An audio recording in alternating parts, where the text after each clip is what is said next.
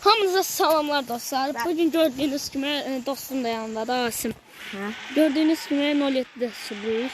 Qəşəng öştürürüz görsünüz ki. Bəli dostlar, kanalımıza abunə olun. Bir dənə sizə bir dənə video göstərəcəm. Sağ olun. Gördüğünüz gibi sağ olun bu videoya bakın. Coca-Cola. Haboş. Baboş. Coca-Cola. Hoppa. Gördünüz de. Germenden ne oluyor bunu dönüp. Onun bisikleti var, en güzel koşarı da var. Sakallı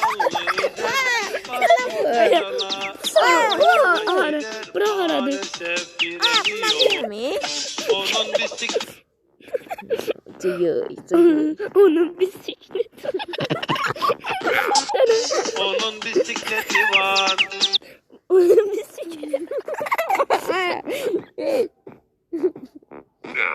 Sonra bütün toba. Aslında. Gözlə görməyin. Ay, yağlı sətlə xiyar.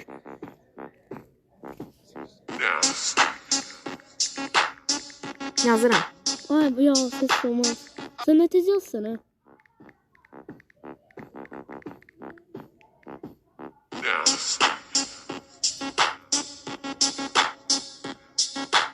Başka ne yazsın sen?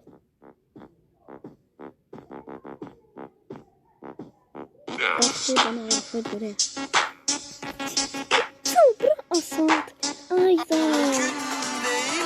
Sana gelin ölmek, ellere düş, hadi dillere düş. Kızıl çalmışlar.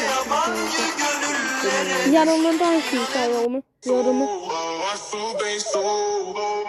Biz de Asim'in videosunu çekelim. Onun sesini. Təşək.